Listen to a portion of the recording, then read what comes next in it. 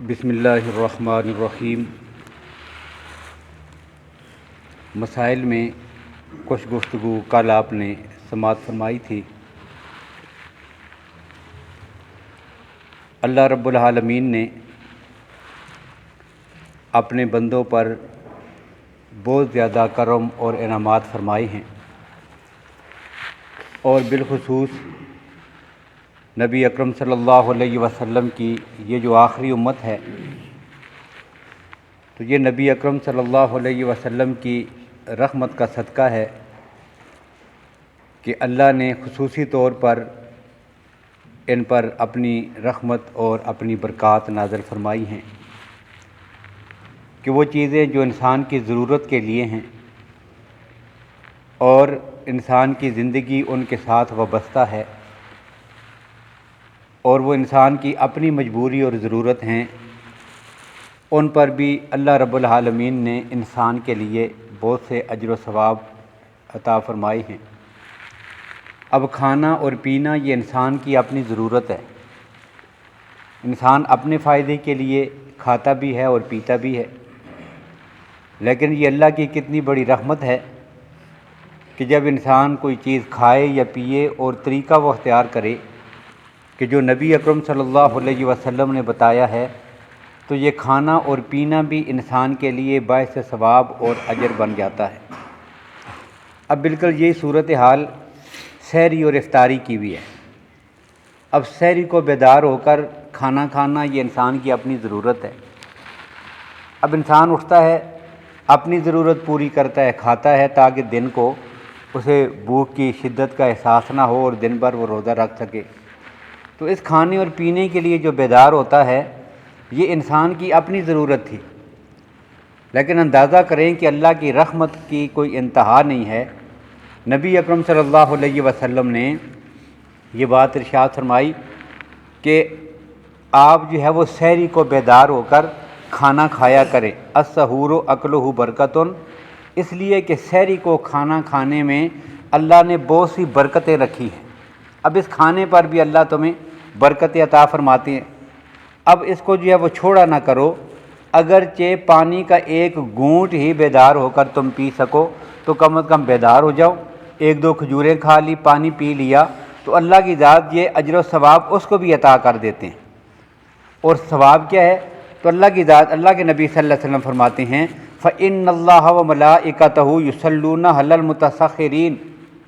کہ اللہ کی ذات سحری کو اٹھ کر کھانا کھانے والوں پر اپنی رحمت نازل فرماتے ہیں۔ اب ظاہر ہے میں کیوں جاگا ہوں؟ اپنی ضرورت کے لیے، لیکن اللہ کے کرم کی انتہا دیکھیے کہ جب سحری کو آدمی بیدار ہو کے کھانا کھاتا ہے، اللہ اس پہ اپنی رحمتیں نازل کرتے ہیں، اور فرشتے جو ہے اس کے لیے بخشش اور مغفرت کی دعائیں کرتے ہیں۔ تو یہ ایک عمل ہے، اور نبی اکرم صلی اللہ علیہ وسلم نے اس کی ترغیب دیتے ہوئے یہ بات بھی ارشاد فرمائی کہ ہمارے جو روزے تھے اور سابقہ اہل کتاب کے جو روزے ہیں، ان میں جو فرق ہے، یہ مسلم شریف کی حدیث ہے کہ فصل ما بین صیامنا و صیام اہل الکتاب اکلۃ السحر، کہ ہمارے اور پہلے اہل کتاب کی جو سحریاں ہیں، روزے ہیں، ان میں فرق یہ ہے کہ وہ سحری نہیں کھاتے تھے، اور اس امت کے لیے اللہ نے سحری رکھ دی ہے، اس میں برکتیں رکھ دی ہیں، لہذا سحری کو جاگنا، بیدار ہونا، کھانا کھانا یہ بھی ثواب کا کام بھی ہے اور روزے کے لیے ایک بنیادی ضرورت بھی ہے۔ اب اس کے بھی بہت سارے مسائل ہیں۔ اب سحری کھانا یہ مستحب ہے۔ اب ایک آدمی کو اگر یہ بھوک نہ ہو، اس کی طبیعت نہیں ہے کھانا کھانے کو، لیکن پھر بھی جو ہے وہ بیدار ہو جائے اور تھوڑا بہت جو ہے وہ کھا لے، ایک دو کھجوریں کھا لی، تھوڑا سا پانی پی لیا، تو اس کو بھی یہ اجر و ثواب مل جائے گا۔ اب اسی طرح جہاں تک ممکن ہو سحری جو ہے وہ آخری وقت میں کرنی چاہیے، لیکن آخری وقت سے مراد یہ نہیں ہے کہ اتنی دیر کرے کہ مشکوک وقت میں وہ کھانا شروع کر دے، نہیں، بلکہ سکون کے ساتھ کھانا کھا سکے۔ یہ نہیں کہ آدھی رات کو ایک آدمی بیدار ہو اور کھانا کھا کے پھر سو جائے، پھر جو ہے وہ کافی دیر کے گھنٹوں کے بعد جو ہے وہ سحری کا وقت ہو، ایسا نہیں ہے، بلکہ بہتر یہ ہے کہ مستحب یہ ہے کہ آخری وقت میں سحری کرے اور آخری وقت میں وہ جاگے۔ اب ایک آدمی مثلا صبح بیدار ہوا، اس نے کھانا کھایا سحری کے وقت، اور کھانا کھانے کے بعد ابھی اذان تک کافی وقت باقی تھا، آدھا گھنٹہ تھا، پونا گھنٹہ تھا یا 1 گھنٹہ بھی باقی تھا، اب اسے ایک آدھے گھنٹے میں پانی پی رہا ہے، کوئی 1-2 چیزیں کھا لی بالکل آخری وقت میں، تو یہ بھی آخری وقت میں سحری کھانے والوں میں شمار ہوگا۔ اسی طرح ایک آدمی ایسا ہے کہ جس کی رات کو آنکھ نہیں کھلی، جاگ نہیں سکا سحری کے لیے، اب وہ آدمی کیا کرے؟ تو ایسے آدمی کو چاہیے کہ وہ بھی روزہ رکھے۔ اب صرف اس وجہ سے کہ وہ سحری کو جاگ نہیں سکا اور اس کو بہانہ بنا کے وہ روزہ توڑ دے تو یہ اس کے لیے جائز نہیں ہوگا۔ یہ بڑی کم ہمتی کی بات ہے، کچھ نہیں ہوتا ایک روزہ رکھنے سے۔ ایک آدمی اگر نہیں بھی کھایا تو صرف سوچ، احساس اور خیال کی بات ہے، ورنہ جو ہے وہ انسان کو کوئی فرق نہیں پڑتا کہ ایک دن جو ہے وہ بغیر کھائے پیے سحری کو بیدار نہیں ہوا تو روزہ رکھ لے، لہذا اس کو روزہ رکھنے چاہیے۔ اب اسی طرح ایک آدمی کی آنکھ کھلی دیر سے، صبح سحری میں جاگتے ہوئے دیر ہو گئی اور حقیقت میں اس کو دیر ہو گئی تھی، وقت تقریباً نکل چکا تھا، لیکن اس کا اپنا خیال کیا تھا؟ وہ یہ سمجھا کہ ابھی رات باقی ہے۔ اب اس نے کیا کیا؟ اٹھا اور کھانا پینا شروع کر دیا، پانی پی لیا، کچھ چیزیں کھا لی۔ پھر اسے معلوم ہوا کہ وہ جو میں نے کھایا تھا اس وقت تو سحری کا وقت ختم ہو گیا تھا۔ اب کیا ہوگا؟ اب ایسے آدمی کا روزہ نہیں ہوگا، اب اس نے اس کے بدلے میں 1 روزہ اور رکھنا ہے، اس کی قضا کرنی ہے، لیکن دن بھر جو ہے وہ اب کھاتا پیتا نہیں رہے گا، اس دن کو بھی وہ کھائے پیے نہیں اور مستقل طور پر 1 روزہ بطور قضا کے بھی رکھے گا۔ اور اسی طرح ایک آدمی کو سورج غروب ہونے سے، بادل تھے، بارش آئی ہوئی تھی، اندھیرا چھا گیا، اب پتہ نہیں چلتا، کسی ایسی جگہ میں ہے کہ جہاں پہ وقت کا تعین اس سے نہیں ہو سکتا، اور اس آدمی نے یہ سمجھا کہ شام ہو گئی ہے، اب اس نے کھانا کھا لیا، روزہ افطار کر لیا، اب بعد میں پتہ چلا کہ نہیں میں نے تو وقت سے پہلے کھا لیا تھا۔ اب ایسی صورت میں اس نے اس کے بدلے میں بھی 1 روزہ اضافی رکھنا ہے۔ اب اسی طرح سحری کھاتے ہوئے وقت ختم ہو جائے اور اذان شروع ہو جائے، اب سحری کھا رہا ہے ایک آدمی، اچانک جو ہے وہ اذان شروع ہو گئی ہے، اب اس نے چائے کی پیالی اپنے ہاتھ میں پکڑی ہوئی ہے، اب کیا ہے؟ وہ آرام سکون سے اکثر لوگ جو ہے وہ اذان کے دوران کھاتے پیتے رہتے ہیں اور سمجھتے یہ ہیں کہ اتنی گنجائش ہے کہ اذان کے دوران آپ کھا پی سکتے ہیں۔ تو یاد رکھیے، جب سحری کا وقت ختم ہوتا ہے تو اذان اس کے بعد ہوتی ہے۔ اگر سحری کے وقت میں اذان پڑھی گئی ہے تو اس اذان کو لوٹانا پھر ضروری ہوگا، یعنی 2 چیزوں میں سے کوئی ایک چیز درست ہے اور ایک غلط ہو گئی ہے۔ فرض یہ کیا کہ وہ اذان جو تھی، آپ کہتے ہیں یہ کھا رہے ہیں، کیوں کھا رہے ہیں؟ کہتے ہیں ابھی سحری کا وقت باقی ہے۔ سحری کا وقت باقی تھا اور آپ اس وقت کھا پی رہے تھے تو اس صورت میں وہ اذان درست نہیں ہے، اس کا اعادہ کرنا واجب ہے، اس لیے کہ وہ صبح کا وقت شروع ہونے سے پہلے ہو گئی ہے۔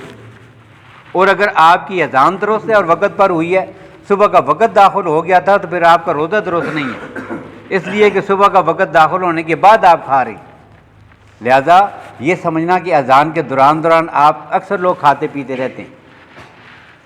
ہیں، اذان جتنی دیر ہوتی رہتی ہے، تو یہ نہ ہو، بلکہ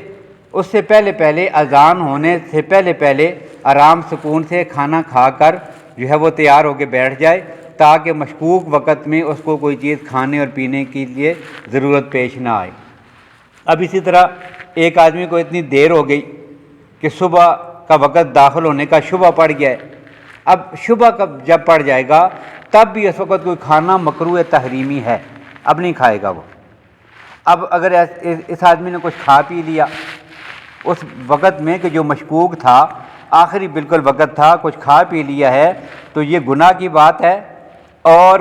بعد میں متعین طور پر اس کو معلوم ہو گیا کہ یہ جو کھایا پیا تھا اس وقت واقعتاً سحری کا وقت ختم ہو کے صبح کا وقت داخل ہو گیا تھا، تو پھر اس روزے کی قضا کرنا بھی اس کے ذمہ لازم ہوگا۔ لیکن صرف شک ہی پڑ گیا تھا تو شک کی بنیاد پر اب اضافی طور پر اس روزے کی قضا تو نہیں ہے، لیکن احتیاط کرنی چاہیے تاکہ روزے میں کسی قسم کا کوئی خلل جو ہے وہ پیدا نہ ہو۔ اب اسی طرح ضروری یہ ہے کہ جب سورج یقینی طور پر ڈوب جائے اس کے بعد روزہ افطار کرے، جب سورج ڈوب جائے اس کے بعد روزہ افطار کرے، اتنی جلدی بھی نہ کرے روزہ کھولنے میں کہ ابھی وقت مشکوک ہو اور اس بات کا یقین نہ ہو کہ سورج ابھی غروب ہوا ہے کہ نہیں، لیکن جب سورج غروب ہو گیا ہے اس کے بعد اس میں تاخیر کرنا یہ بھی درست نہیں ہے۔ اب تاخیر سے روزہ افطار کرنا، اس کو بھی حدیث میں اس سے ممانعت آئی ہے، لہذا جیسے ہی ٹائم ختم روزے کی افطاری کا وقت ہو جائے اس کے بعد اس میں تاخیر بھی نہ کرے اور وقت پر جو ہے وہ روزہ افطار کر لے۔ اب اسی طرح ہمارے ہاں کچھ چیزیں جو ہے وہ ذہن میں پہلے سے موجود ہوتی ہیں، جن میں سے ایک مسئلہ یہ بھی ہے کہ لوگ جو ہے وہ کھجور کے ساتھ روزہ افطار کرنا ضروری سمجھتے ہیں۔ کھجوریں پورے سال جو کہیں نظر بھی نہیں آتی، رمضان میں آ جاتی ہیں۔ یہ کیوں کہ خیال یہ ہوتا ہے کہ کھجوروں کے ساتھ روزہ افطار کرنا ضروری ہے، تو یہ کوئی ضروری نہیں ہے، مستحب ہے، کیونکہ بہت ساری احادیث میں، چونکہ عرب میں کھانے پینے کی جو چیزیں میسر تھیں ان میں سب سے زیادہ بطور خوراک کے جو چیز استعمال ہوتی تھی وہ کھجوریں ہی ہوا کرتی تھیں، اور نبی اکرم صلی اللہ علیہ وسلم کا معمول مبارک بھی یہی تھا کہ وہ اکثر جو ہے وہ کھجوروں کے ساتھ افطاری کے طور پر اس کا اہتمام ہوتا تھا۔ مسجد میں جہاں بھی افطاری ہوتی تھی، گھر میں ہوتی تھی، اس میں کھجوریں لازمی رکھی جاتی تھیں۔ اب اکثر جو ہے وہ کھجوروں کے ساتھ افطار ہوا کرتا تھا، اس وجہ سے یہ مستحب ہے، ایک بہتر عمل ہے، اگر یہ میسر آ جائیں تو کھجور کے ساتھ افطار کرے، لیکن یہ کوئی ضروری نہیں ہے، کھجوریں نہ ہو کوئی اور چیز ہو جائے۔ اور کہیں کہیں گھروں میں یہ بات ذہن میں ہوتی ہے کہ نمک کے ساتھ افطار کرنا وہ اس کو ثواب کی چیز سمجھتے ہیں،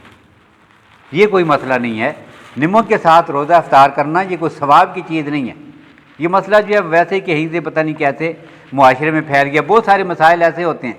کہ جو معاشرے میں ویسے پھیلے ہوئے ہوتے ہیں اور ان کی کوئی شرعی حیثیت نہیں ہوتی۔ مثلا نماز پڑھ رہے ہوتے ہیں،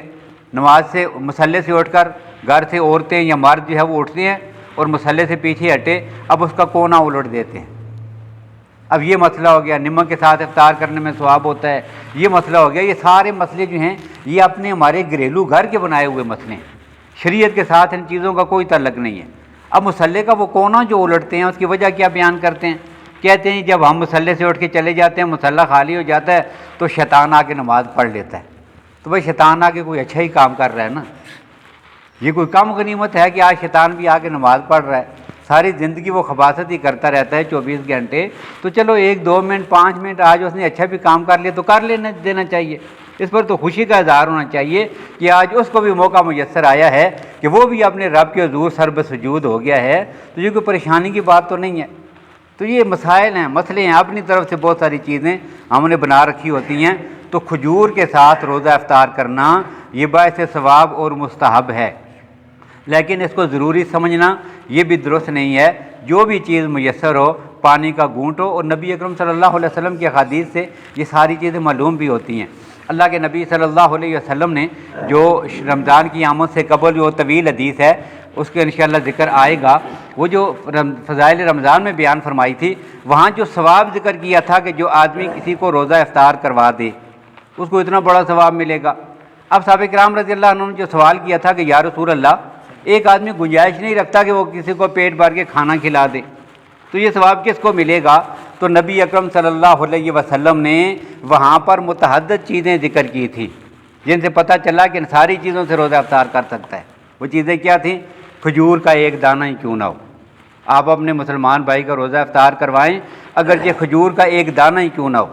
اگر کھجور میسر نہیں ہے تو دودھ اور لسی کا ایک گھونٹ ہی کیوں نہ ہو۔ اب پتہ چلا کہ دودھ اور لسی ان چیزوں سے روزہ افطار کرنا درست ہوگا، یہ بھی ٹھیک ہے۔ اور اگر یہ بھی نہ ہو تو پانی کا ایک گھونٹ ہی کیوں نہ ہو، تو یہ بھی اس میں شامل ہے۔ تو یہ ساری چیزیں جو بھی اللہ کی نعمت میسر ہے، چاہے وہ پانی ہو، چاہے وہ لسی ہو، چاہے وہ دودھ ہو، روٹی ہو، کھانا ہو، کوئی بھی چیز آپ کے سامنے ہے، اس کے ساتھ آپ روزہ جو ہے وہ افطار کر سکتے ہیں۔ اس کے لیے کسی مخصوص چیز یا میٹھی چیز کا ہونا یہ ضروری نہیں ہے۔ تو یہ چند مسائل تھے سحری اور افطاری کے جو آپ کے سامنے ذکر کیے گئے ہیں۔ انشاءاللہ آگے چل کر پھر روزے کون سی وہ صورتیں ہیں جن سے روزہ ٹوٹتا ہے، کون سی صورتوں میں روزہ ٹوٹتا نہیں، کون سی صورتوں میں مکروہ ہو جاتا ہے، کچھ بنیادی مسائل ہیں جن کی عوام کو اور ہم سب کو بہت زیادہ ضرورت پڑتی ہے، انشاءاللہ وہ بھی آپ کے سامنے آئیں گے۔ اللہ تعالی ہمیں اپنے تمام اعمال میں نبی اکرم صلی اللہ علیہ وسلم کی سنتوں اور طریقوں کو اپنانے کی توفیق نصیب فرمائے۔ اللہم لک الحمد کما انت آلہ وصلی وسلم علی سیدنا محمد کما انت آلہ وافعل بنا ما انت آلہ فإنک آل التقوی وآل المغفرہ۔ اللہم سہل علینا مشکلاتنا اللهم يسر لنا أمورنا أمور الدنيا والآخرة